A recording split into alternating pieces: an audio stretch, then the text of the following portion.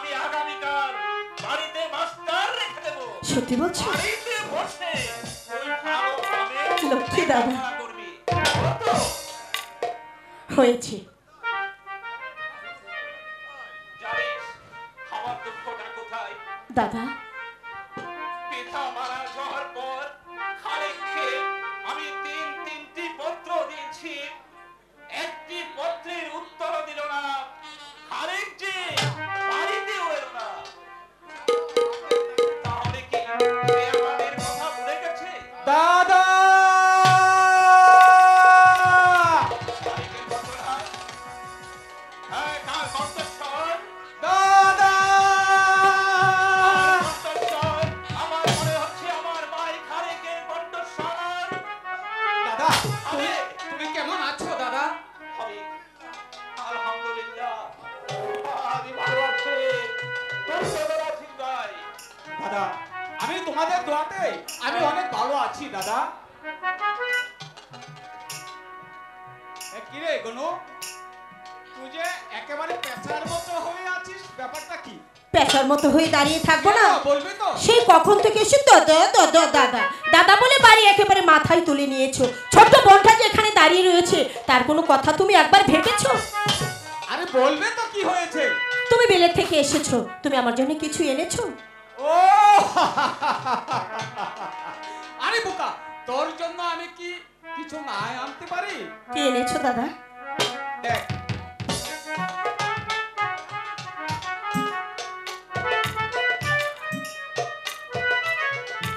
এই জানে আরে ওটা তো একটা গোলাপ, গোলাপ দিয়ে আমি কি করব? আরে পাগলি কোথাকার, ওটা যখন তোর খুপায় পড়বে না তখন তোকে আকাশের চাঁদনির থেকে সুন্দর দেখা যাবে। দাদা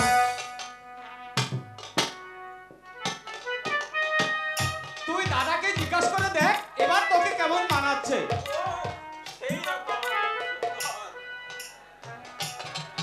দাদা তোমরা এখানে কথা বলো, আমি পিতার সাথে সাক্ষাৎ করে আসি। দাদা শোনো। দেখি দাদা, দেখি গুনু, তোদের মুখখানা এত মলিন হয়ে আছে কেন? কি হয়েছে বল? হ্যাঁ আমি বুঝতে পারছি। তুই বলে দে গুনু। ঠিক আছে ঠিক আছে। আরে কি হয়েছে বলবে তো? শোন ভাই, বলেছিলাম কি তুমি বিলে যাওয়ার পরে আমরা তোমাকে 3টি পত্র দিয়েছিলাম, তুমি কোনো পত্র পাওনি? ভাই আমি তো একটি পত্র পাইনি গুনু।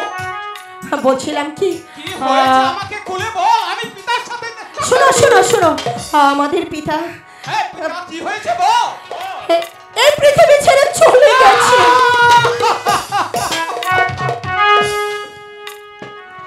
হরি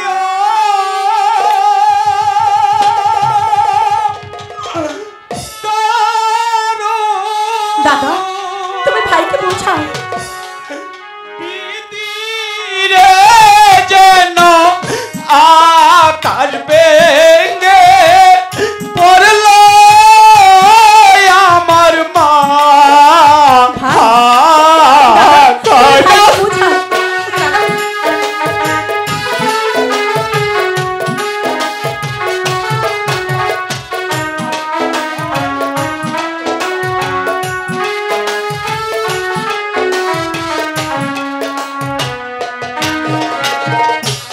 শিশু কালে মাতৃ হারায় আল্লাহ রে, ওই আল্লাহ আজি পিতা হারা যেন আকাশ ভেঙে পড়ল আমার মা। ভাই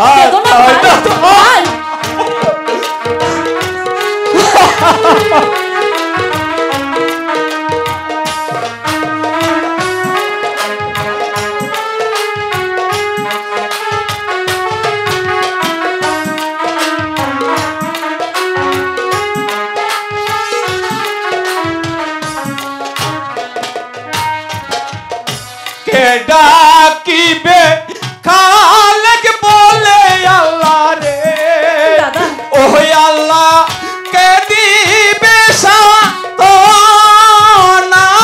যেন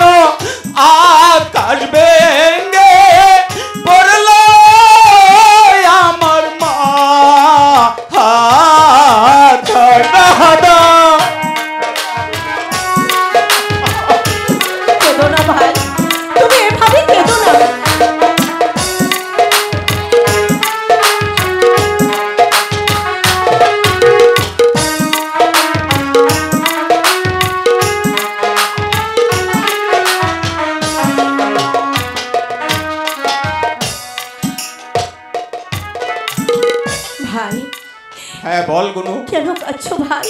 পিতা চলে গিয়েছে, তাতে কি হয়েছে? আমাদের দাদা আছে, দাদা তোমাকে আমাকে দেখে রাখবে। সত্যি দাদা, তুমি কি পারবে আমাদের পিতা স্নেহ দিয়ে আমাদেরকে লালন পালন করে বড় করে তুলতে? সবই তো রয়েছি। হ্যাঁ সত্যি তাই যেন হয় দাদা, সত্যি তাই যেন হয়। রফিক কাজী বাড়ি আছো? রফিক কাজী? দাদা, কে যেন তোমাকে ডাকছে। শোন ভাই খালে, আর কোনো কান্দাকাটি নয়। অনেকদিন পর তুমি বাড়িতে এসেছো, আমি নিজের হাতে রান্না করে 3 ভাই বোন মিলে একসাথে খাবো। হ্যাঁ। শীত পড়ে গেছে, শীতের পিঠাও বানাবো। হ্যাঁ, তুমি অবশ্যই। তাড়াতাড়ি চলে এসো, আমি রান্নার কাজ যা তুই যে শিগগিরই করে যা।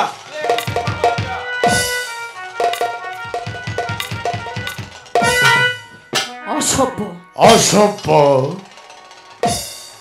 ইতর ইতর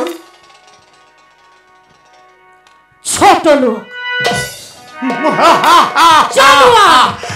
জানোয়ার, অসভ্য, ইতর, ছোট লোক, জানোয়ার।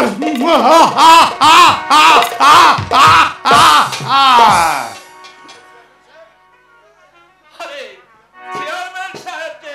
হ্যাঁ রফিক কাজী। আসসালামু আলাইকুম। ওয়ালাইকুম আসসালাম ওয়া রাহমাতুল্লাহি ওয়া বারাকাতুহু। আসুন আসুন, বসুন বসুন।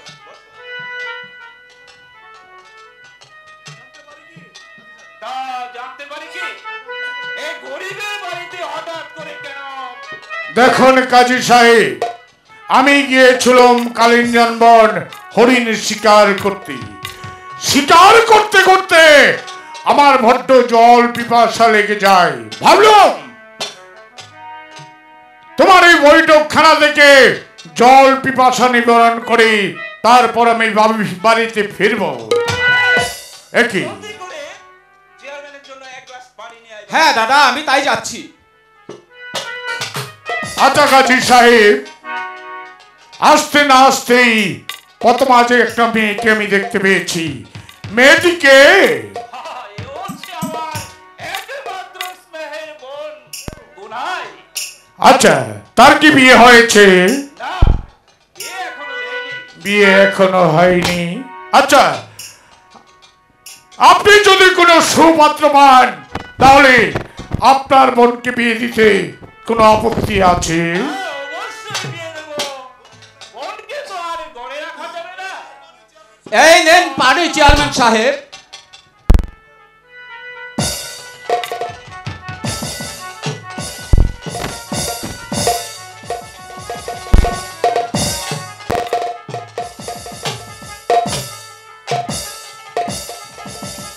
দাদা, পানি পান না করে আপনি মাটিতে ফেলে দিলেন। এই চেয়ারম্যান দৌলতী জল পান করবে সেদিন যেদিন এই চেয়ারম্যান দৌড়াবে সু সু সুদিন। দাদা পানি পান না করে চেয়ারম্যান চলে গেল, তুই কি তাকে কিছু বলেছিস? দাদা কই কিছু না তো, আমি ওনাকে কিছু বলতে যাব কেন? দাদা আমার কি মনে হয় জানো, আমার মনে হয় ওরা হয়েছে চেয়ারম্যান মানুষ আর আমরা হয়েছে গরিব মানুষ, তাই হয়তো এই গ্লাসে জল দিয়েছি বলে সে ফেলে দিয়েছে। হতেও পারে।